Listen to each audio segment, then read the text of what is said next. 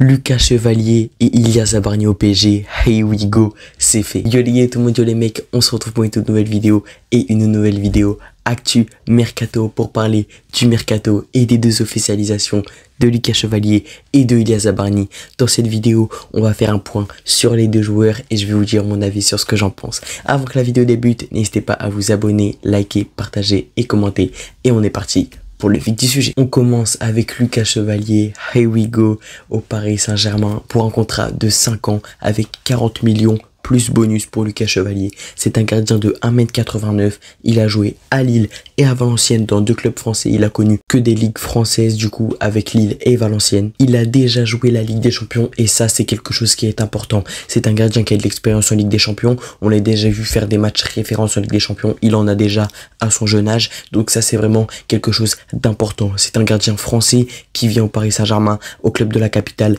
C'est vraiment quelque chose d'important. On sait que Lucas Chevalier désirait de rejoindre le Paris Saint-Germain, il avait envie et maintenant qu'il y est, il va falloir qu'il prouve. On sait que Luis Campos et Luis Enrique l'ont tenu au courant qu'il allait être le numéro 1, donc va falloir qu'il prouve. On sait que Donnarumma va être là pour la concurrence. On a vu même une petite story, je vais essayer de vous l'afficher à l'écran, où il met numéro 1 les gars, il met numéro 1 dans une... il fait comme s'il fêtait un anniversaire, sauf qu'il met le numéro 1, il y a écrit numéro 1, donc je ne sais pas ce que ça veut dire. Est-ce que Donnarumma essaye de faire passer un signe à Lucas Chevalier pour lui dire t'as intérêt à être bon, sinon je vais repasser numéro 1, ça j'en ai aucune idée.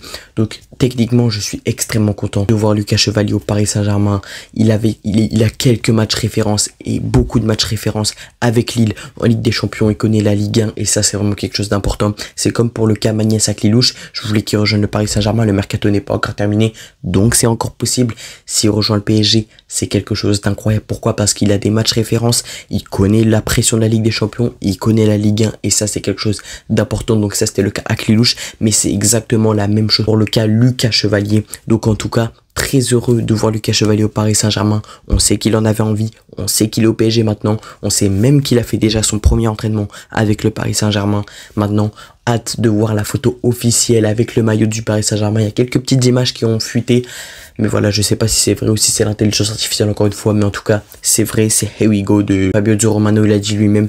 Donc ça, c'est vraiment quelque chose d'important et ça fait plaisir pour le Paris Saint-Germain. Deuxième recrue en tant que gardien parce que Renato Marin a rejoint déjà le Paris Saint-Germain. Deuxième recrue, deuxième gardien et c'est important pour le Paris Saint-Germain. On passe ensuite à Ilia Zabarni qui a signé un contrat également de 5 ans pour 67 millions d'euros plus des bonus et ça c'est quelque chose qui fait extrêmement plaisir. Il fait 1m89, il a joué à Bournemouth et dans le championnat ukrainien. Donc c'est un joueur qui ne connaît pas encore la Ligue 1, qui ne connaît pas les adversaires en Ligue 1 comme Monaco, Lyon, etc. Donc c'est un nouveau championnat pour lui, une nouvelle découverte. Et hâte de voir Ilia Zabarni parce que ça nous le vend comme un défenseur très bon, dur sur l'homme, etc. Mais ça nous vendait la même chose de Skriniar. Alors je ne compare pas Ilia Zabarni et Skriniar. Hâte de voir la différence entre Zabarni et Skriniar. J'espère que Zabarni ne va pas nous faire une Skriniar, mais je vois quand même du bon du côté de Ilia Zabarni. Son contrat, il est content de venir au Paris Saint-Germain, il voulait lui-même venir au Paris Saint-Germain, il ne comprenait pas pourquoi le transfert ne se faisait pas. Donc on voit vraiment que c'est quelqu'un qui a envie de venir au PSG, qui va se la donner pour le Paris Saint-Germain. Et ça, c'est vraiment quelque chose d'important parce qu'il nous fallait un autre défenseur central parce qu'on avait Marquinhos, Pacho, Beraldo, c'était très faible et on sait que Kipembe, voilà, et Lucas Hernandez. Donc, c'était important de recruter un autre défenseur central. Comme Ilia Zabarni, il peut jouer défenseur central axe gauche et axe droit. Donc ça, c'est quelque chose d'important. On sait que son point fort, c'est les passes longues et les passes dans les petits espaces. Je vais vous montrer quelques images à l'écran, mais ça, c'est quelque chose d'important. C'est quelque chose que cherche Luis Enrique et c'est pour ça qu'il a recruté, à mon avis, Ilia Zabarni. Il sait mettre les passes dans les bons moments, dans les petits espaces, des passes longues, des passes en hauteur. Il sait tout faire pratiquement en ce qui concerne les passes de Ilia Zabarni. Donc ça, c'est vraiment quelque chose d'important et ça fait plaisir. Et d'ailleurs, on passe tout de suite aux statistiques. Je vais commencer par Zabarni et j'enchaînerai par Lucas Chevalier. Donc comme vous le voyez à l'écran, vous avez les stats, moi je vais vous les lire parce que je les ai juste ici et c'est vraiment de très bonnes stats.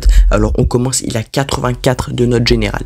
Alors en ce qui concerne les duels, il est correct, au-dessus de la norme, il est correct et ça c'est quelque chose d'important. C'est quelque chose qu'il nous faut au Paris Saint-Germain. Après, comme je l'ai dit juste avant, on disait la même chose de Milan Skriniar, il était bon sur les duels.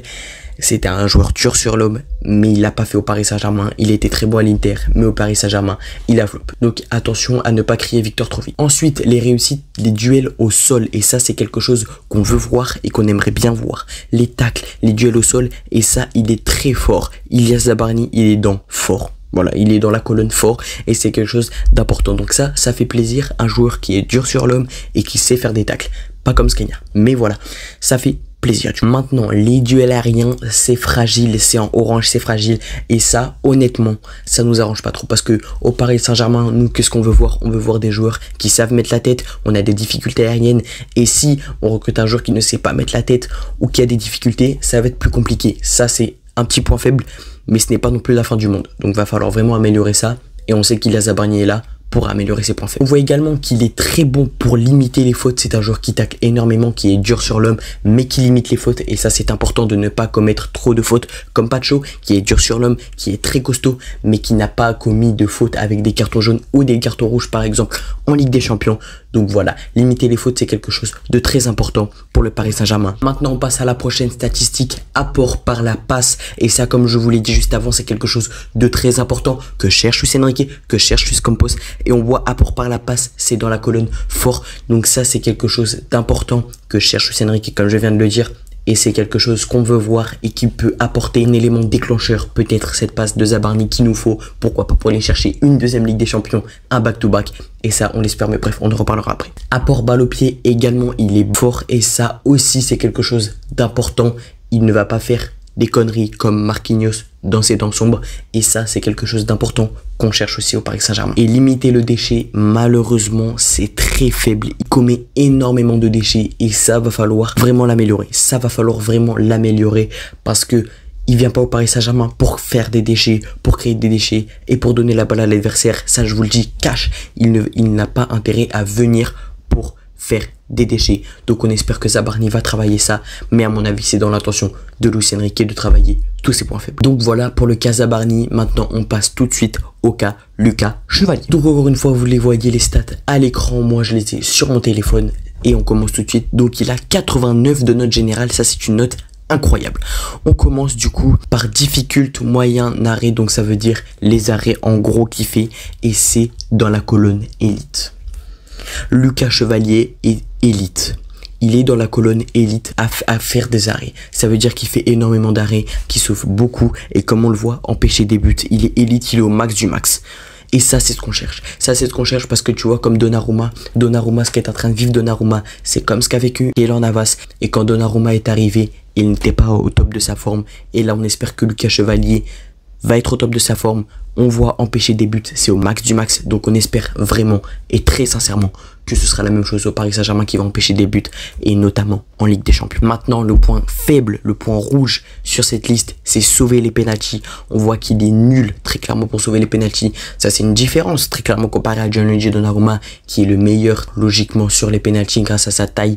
Il est excellent, Gianluigi Donnarumma sur les pénaltys. Maintenant, Lucas Chevalier, c'est son point faible. Donnarumma, son point faible, c'est les relances. Et bien, Lucas Chevalier, c'est les pénaltys. Donnarumma s'est amélioré sur les relances. Chevalier s'améliorera sur les pénaltys. C'est logique les gars, c'est dans la mentalité du Paris Saint-Germain, toujours s'améliorer sur les points faibles comme sur les points forts. La performance du jeu long, c'est faible également. Lucas Chevalier n'est pas quelqu'un qui joue long, il sait jouer bien court dans les pieds. Long, c'est un petit peu plus sa difficulté, c'est un petit peu comme Gianluigi Donnarumma.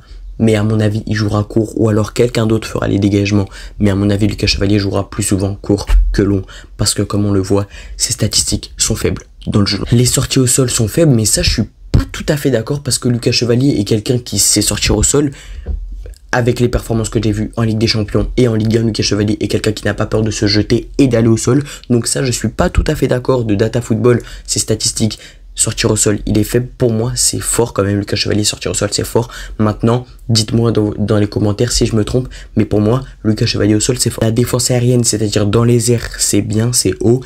Et ça fait plaisir. Ça veut dire qu'il n'a pas peur de sortir, de mettre les points. Tout le contraire de Donnarumma. Auparavant, maintenant, il a plus peur. Mais avant Donnarumma, les sorties, c'était catastrophique. Mais là, comme on le voit, la défense aérienne, c'est solide. C'est puissant. Et éviter les sanctions, ça c'est bon, mais ça c'est un petit peu logique parce que t'es un gardien de but, tu vas pas aller tacler au milieu de terrain, tu vois, ça c'est logique. Donc éviter les sanctions, heureusement que c'est haut, du coup il a 89 de note générale et ça veut dire que c'est un gardien solide qui peut faire peur aux adversaires et qui va empêcher énormément de buts. Maintenant, en ce qui concerne les autres recrues, le Paris Saint-Germain, on n'a pas de nouvelles. Très clairement, on n'a pas de nouvelles. Ils avancent sur le départ peut-être de Randal Kolo Muani, mais sur l'arrivée de Magnès Aquilouche ou de Rodrigo Mora, ça ne bouge pas. Bradley Barcola ne va pas partir à Liverpool. Personne ne le veut, les gars. Personne ne veut que Barcola parte à Liverpool. Je n'ai pas fait de vidéo dessus pour en parler, mais il y a eu des rumeurs comme quoi Liverpool a essayé d'approcher Bradley Barcola. Barcola ne va pas partir à Liverpool, je vous le dis, n'imaginez pas trop, sachant déjà que Newcastle a interdit le transfert de Alexander Isak à Liverpool, ça veut dire que Liverpool cherche encore des attaquants, donc ne venez pas au Paris Saint-Germain, le PSG n'est pas un club à vendre, personne du Paris Saint-Germain en termes d'attaquants ne veut partir, du coup Liverpool, allez voir dans les autres clubs, le Bayern, etc., allez voir dans d'autres clubs, mais venez pas nous chercher des joueurs, nous, tout le monde se sent bien, tout le monde est épanoui. Nous, à la limite, si on parle d'attaquants, c'est plutôt pour les récupérer et non pour les vendre parce qu'on est à la recherche d'un ou deux attaquants. Je préférerais quand même qu'on prenne un attaquant pour sécuriser la chose parce que là, à gauche, on a Gvara, Barcola, devant, on a Dembélé et Ramos et à droite, on a Désiré Doué et Lee Kang-in. J'aimerais plutôt une doublure plus solide à Lee Kang-in par exemple, comme un Rodrigo Mora ou un Magnès Aquilouche. Maintenant, si le Paris Saint-Germain recrute Aquilouche ou Mora ou Rodrigo, bien évidemment que tous les Parisiens seront dans le train pour pousser le joueur vers le haut. C'est comme Zabarni et Lucas Chevalier, tout le monde va les pousser vers le haut, tout le monde va être pour eux. Et j'ai vu une interview, je ne sais plus qui disait ça, mais c'était, je crois que c'est Kylian Mbappé qui a dit « Ah oui, d'abord fais tes preuves et après les supporters vont t'encourager. » Et ben là, je ne suis pas d'accord. Paris, c'est autre chose. Ils vont t'aimer à mort. Mais quand tu arrives, fais tes preuves d'abord. Montre qu'on doit t'aimer. Tu sais, à Paris, regarde les joueurs quand ils arrivent, c'est hey, mon ami, on a payé, montre un truc. Je contredis Kylian Mbappé. Les supporters vont t'encourager. Et après, tu feras tes preuves pendant, tu vas te développer, etc. Parce que nous n'oublions pas, Zabarni est jeune et Lucas Chevalier est jeune. Donc ça, c'est un point important à retenir, que les deux joueurs sont jeunes. On sait que les deux joueurs seront présents pour affronter Tottenham, surtout Zabarni, je sais pas si Chevalier c'est officiel qui sera présent, mais Zabarni c'est sûr qu'il sera là. Maintenant, est-ce qu'il va jouer? J'espère. L'équipe, je suis en plein montage, c'était juste pour vous dire que Chevalier c'est bon, c'est officiel, et oui, il sera présent pour affronter Tottenham.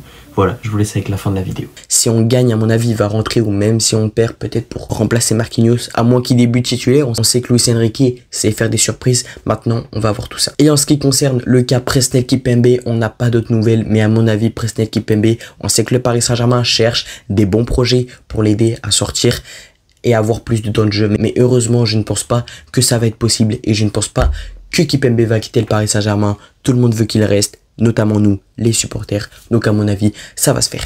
C'est la fin de cette vidéo Actu Mercato. On a parlé de Chevalier, de Zabarni, de Aquilouche, de Rodrigo Mora et de Kimpembe. J'espère que vous avez bien kiffé les gars. N'hésitez pas à vous abonner, liker, partager et commenter. Je sais juste qu'on n'était pas dans mon studio. J'ai essayé de faire un petit studio, etc.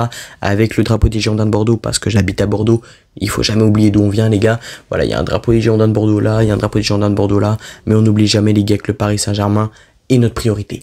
On se retrouve très vite pour une nouvelle vidéo ou un nouveau live. Ciao, peace, ciao les mecs, bye bye, à très bientôt.